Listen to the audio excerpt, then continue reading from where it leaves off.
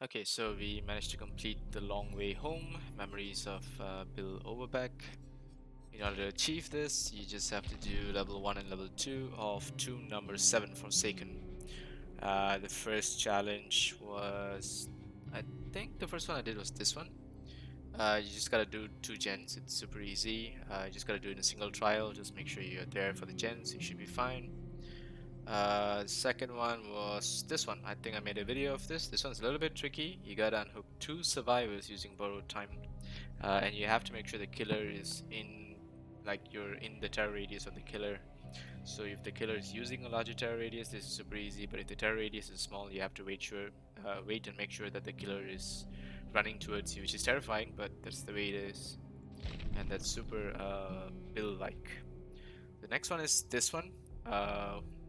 In a single trial, you gotta pallet or vault 5 times in a chase.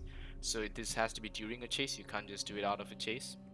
So you really have to expect to be chased in a single trial, and you just gotta get it done. Doesn't matter if you die, but it's the only way to get it done. The next one was escape through a hatch using left behind. So this one's a little bit tricky, but I used a map, managed to get lucky in, like, I think the second or third try, and then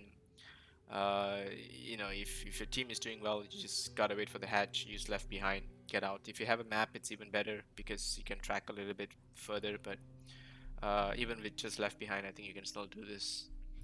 The last one was this one. You gotta use unbreakable in a trial. You didn't have to trigger it, like you don't have to get up using unbreakable. You just have to have it with you, and I think you just have to escape. And I took a difficult path for this one because I don't have Serena Kassir. I never paid for her, so I had to take a path where I had to do the 8 iridescent and commune with blue glyph and escape. So the glyph gives you blindness or oblivious, and I think I was afflicted by oblivious the first time, and I failed, and blindness the second time, but I managed to get out. So this one's a little bit tricky because I think in one of the challenges I couldn't find the glyph, but I was lucky to find the glyph in one of the 2 that I escaped and eventually managed to, get out. So anyway, let's see what the Overbeck collection gives us. staggers out of his I'll house let this with a play. canvas bag, still trying to process the last few hours of his life. Everything's a blur, nothing makes sense, and his veins are still pumping with a tingling concoction of anesthesia and adrenaline. Feels like Nam all over again. One minute you're drifting off to some faraway dreamland, the next you're fighting off the surgeon in a strange, foggy half-nightmare. He remembers seeing the nurse twitching, convulsing, changing into something he didn't quite understand, and still doesn't, even though they're everywhere. He remembers sensing something was off. Way off. He remembers his gut churning, twisting, fighting against the weight of his eyelids, trying his best to keep them open as bloody hell erupted all around him. He remembers falling to the ground with the nurse, the tray clattering, the knives and tools scattering. He wanted to sleep, just sleep, but he ordered his eyes to stay open and spotted the syringe rolling over the antiseptic floor. He remembers jerking his arm out, grabbing the syringe, and smashing it into his heart. Or was it his arm? Or maybe both. He doesn't remember anymore. Doesn't matter. All that matters is he made it out of that hell alive. He shakes his throbbing head and clambers over a barricade blocking an alley, winds his way through the burning city toward the market. Most of the city has been reduced to shit. Smoke and fumes seep through the streets. The air reeks of burning civilization, burning humanity. He recognizes the smell, brings him back to places he'd rather forget. Emergency sirens keen endlessly over the echoing shrieks of the infected. Flames erupt from the ruins and barricades, making Philly look like a smoldering wasteland of death and destruction. He had read articles about the so-called green flu. It had only been a few days, and it already felt like it was bringing us all back to the goddamn Stone Age. This is worse than Nam. Way worse. Philly in chaos and overrun by the infected. It was more than a common flu, no kidding. Dozens of conspiracy theories, and now it doesn't matter. It just doesn't matter. All that matters is surviving. Been here before, many times. He hears someone shout out a curse and spots a young woman clobbering an infected horde by the market entrance with a rake. Impressive. Up and Adams, soldier. Mind if I cut in? They slash through the infected until all that's left is writhing flesh and gore. He stares at her. She approaches him. Not bad, old man. Name's Zoe, last woman on Earth. Not really, but it feels like it. She laughs and wipes chunks of putrid flesh off her arm. She reminds him of a kid he knew in Nam. Strong smile and beaucoup funny, beaucoup fierce. Just like her.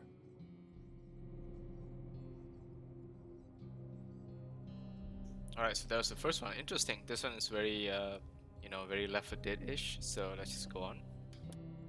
Hello? Anyone out there? I need a hand over here. Bill hears the cries for help above the agonizing groans of the infected.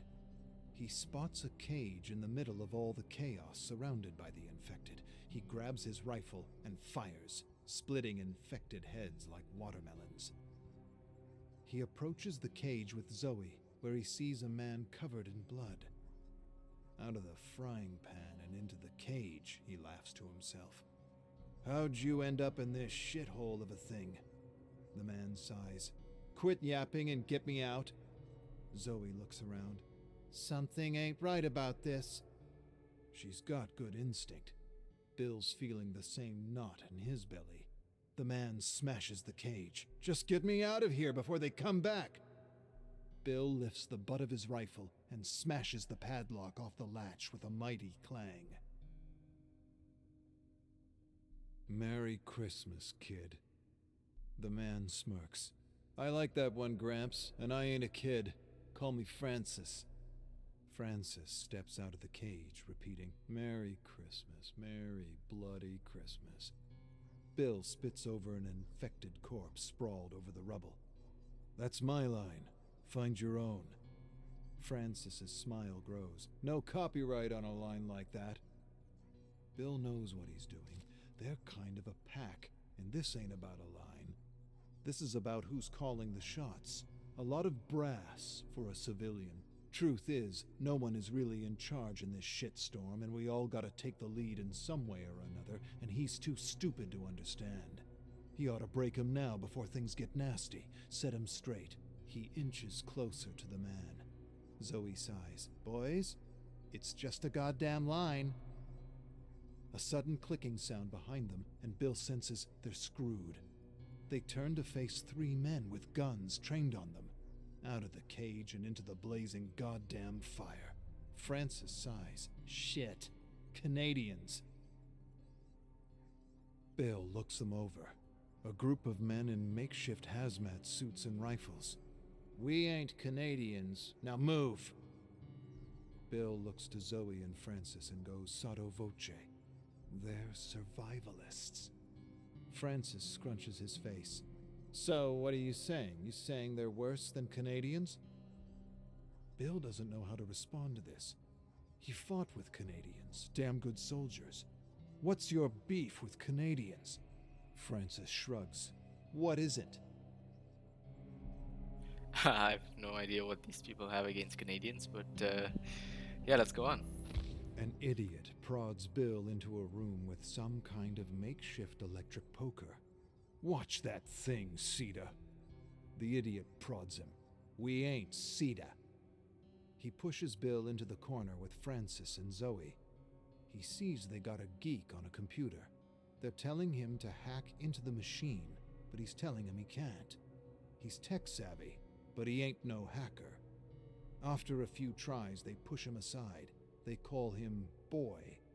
He says his name is Lewis, not Boy, and that gets him a gun shoved in his face. Geek has spunk and attitude.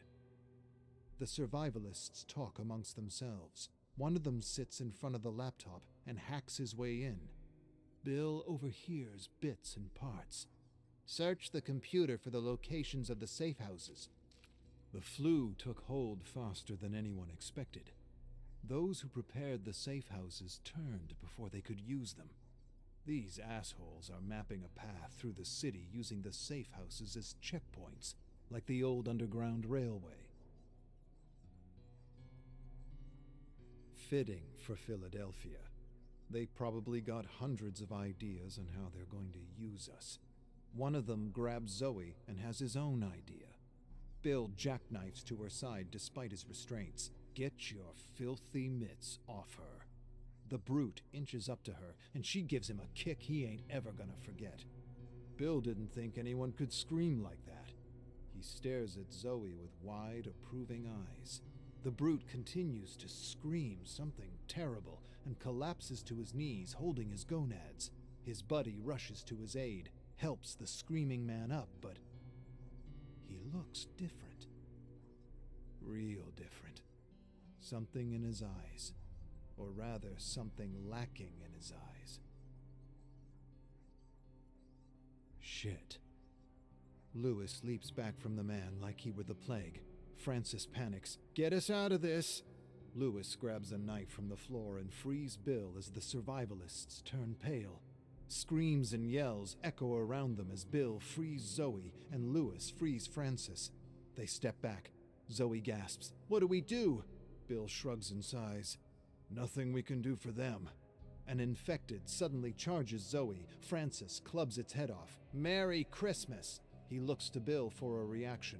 Bill shakes his head and seems unimpressed. Find your own line, kid, if you've got the gray matter to do so. Francis scoffs. Lewis adjusts his tie. Francis makes a face and nudges Lewis. Lose the tie. Lose the goddamn tie. Lewis ignores him. Zoe motions for the boys to shut the hell up and follow her. Let's find an island we can rot on and then fight over ties. Bill raises an inspired eyebrow. That sounds like a plan. He actually likes the idea of rotting on an island while the world goes to hell. Kid's right. Grab some gear and let's get out of here. Yeah, I could totally dig what Bill's idea is. Alright, let's go on. Bill leads the ragtags through a city he doesn't recognize anymore. It's crazy how fast the flu changed everything. Change. It's the one thing that never surprised him. The one constant in his life. Change and surviving in the new normal. But this new normal could take some getting used to. Ain't like they're going to tear each other apart, apologize, then be friends again. He stares into the gloom and goes over the last few hours of his life in his mind. He didn't catch anything. They didn't catch anything, and by all accounts they should have. Then it dawns on him. They're immune. They're asymptomatic, ticking bombs just waiting to spread the flu. I brought the flu to them. Poor bastards. Lewis steps up beside Bill. What now, Pops? Bill contorts his face. Don't call me Pops. Old man, I don't mind, but not Pops. Bill marches on. I tell you what now.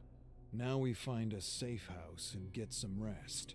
But not before you punch Francis in the mouth for talking more shit than a sewer. Bill laughs. I laugh too. Kid, but I see you getting pissed with all the tie jokes. Don't let him get to you. His way to cope with all this shit. I knew guys like him in Nam. They're just scared to die and distract themselves by messing around with others. But what really gets me is he stole my goddamn line. Lewis laughs. Bill doesn't find it very funny. I know. Imitation is the sincerest form of compliment. But that civilian using my line, that just ain't right. To me? He didn't say to me. Alright, fine, fair enough. Let's go to the next one. Safe houses are abandoned, but there's still treasure troves of supplies. This beast of a flu hit fast and took no prisoners. Bill sighs and doubts evacuations are still running, counter to Zoe's belief that the government actually still gives a shit. World has gone to hell and the government don't care, but he ain't saying anything. Last thing he'll do is rob them of hope as they creep through the bowels of the fallen city. He liked Zoe's other idea about finding an island to rot on. If you're gonna rot anywhere, an island, any island, ain't half a bad idea, especially one with coconuts. But if she wants to hope for the government, she can go right ahead. He ain't gonna take away her hope, even if he knows enough about the government to know they ain't worth a second thought, let alone a second chance. But he'll shut up for a civilian that still believes in the system. A system that was broken long before the flu spread. Besides, while she hopes for the government, he'll figure something out. He always does. Zoe regards him. There's gotta be more like us. Areas that have to be protected, quarantined. It can't be that all cities are like this. Bill suppresses a cynical remark. There's something in Zoe he respects. She reminds him of someone he used to know. Someone he used to be. Someone who had all kinds of ideas and ideals before he had seen the true face of governments, of humanity. It's nice to see that in her. Real nice. He hopes it lasts and this hell doesn't stamp it out of her. A heavy wind moans dreadfully and carries with it an all too familiar smell. The smell of rot. The smell of filth. The smell of death. The infected. Dozens of them, maybe hundreds. Bill acts on instinct. Eyes open. Guns ready. Before he can say another word, the infected close in on them. Gunshots clap through the dead city. Heads crack open like rotten, festering melons, and the infected lay strewn all around. One lashes out of the shadows towards Bill. Without hesitation, Francis blows its face off and turns to him. "Merry Christmas." Bill sighs deeply. Bastard saved my life and now he's trying to rub it in my face. He gives Francis a stern, grizzled look. "All right, the line's yours. Now shut the hell up and shoot." Bill curses under his breath and continues to shoot dark silhouettes charging through the deep orange dusk. Damn, I miss this. Alright, sweet. That was really awesome. So that's The Long Way Home. That's Memories of Bill Overbeck. Well, I mean, it's okay. It's not really the greatest thing in the world to, as a gift to Bill, but regardless, it's a nice little story. I wish there was some kind of comic or cartoon maybe that I could follow as these were read. Unfortunately, that's not the case. It's just narration, but it's fine. It seems to be okay. What's this? Oh. Okay. Here we go. Just as I spoke too soon.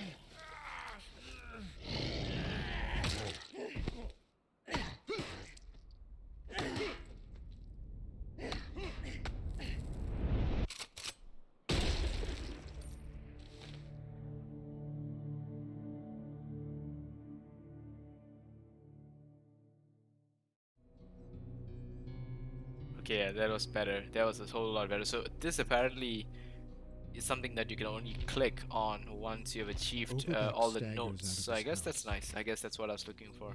Alright, sweet. See you guys.